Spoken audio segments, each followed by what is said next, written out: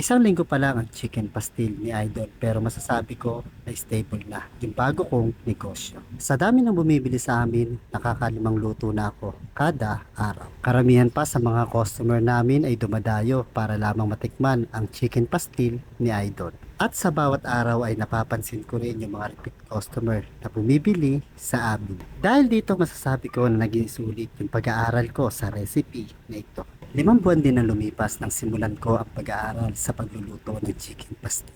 Kung saan sinimulan ko sa pagpunta sa Quiapo, kung saan makakabili ng chicken pastil na luto ng mga kapatid natin na Muslim. Bukod sa Quiapo ay nagpunta rin ako sa ibang lugar kung saan merong nagtitinda ng chicken pastil. Umorder din ako sa online ng mga chicken pastil inadyan. Sa ganitong sistema, pinagbasihan ko yung iba-ibang luto ng chicken pastil. Dahil ang pagkakaluto ng iba ay toasted na para bang hinimay na manok tapos prinito.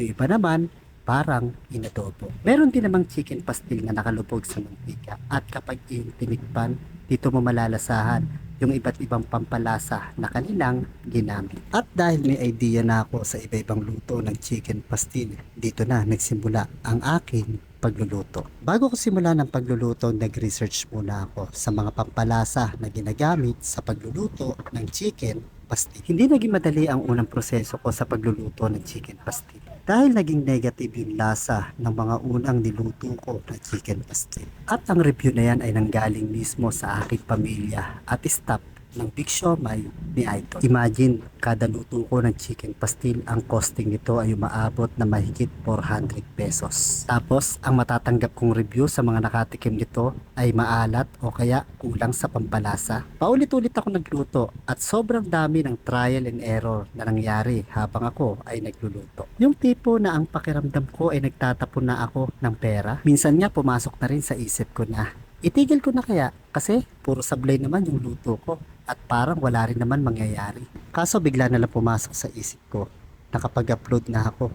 Paano na yung mga follower ko na naghihintay sa pagbubukas ng chicken pastil ni Idol.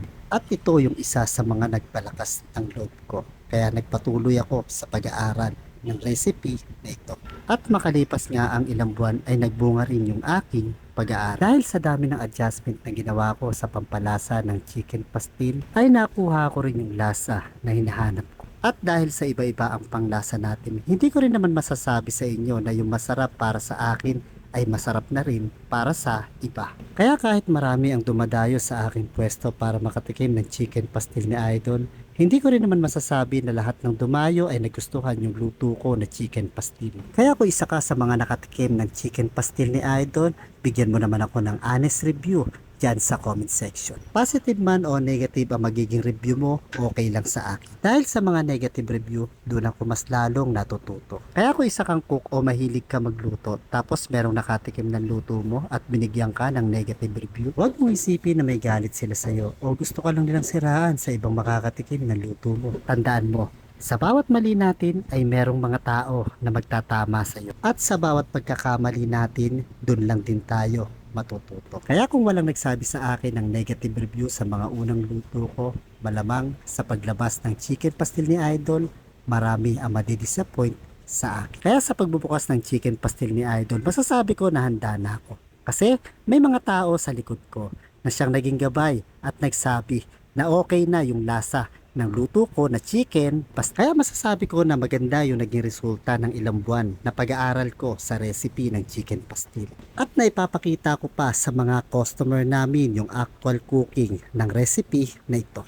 Kaya kita nyo naman sa live ko sa Facebook kung gaano karami ang dumadayo sa aking pwesto para lamang matikman ang chicken pastil ni Idol. Kaya kung isa ka rin na nais pumasok sa pagninegosyo, ngayon pa lang simulan mo na ang plano mo. Dahil hindi lahat ng negosyo ay kailangan na pumasok pa tayo sa eskwelahan para lamang matuto tayo nito. Lahat ng bagay na pag-aaralan, kahit pa zero knowledge ka dito. Dahil kung nagawa ko, alam kong magagawa mo rin. Dahil naniniwala ako na mas magaling ka kaysa sa akin. Kaya kung isa ka sa mga na-inspire ko paano ko nasimulan ang negosyo ko na chicken pastil, i-like and follow mo ang video na ito para palagi kang updated sa mga upload ko.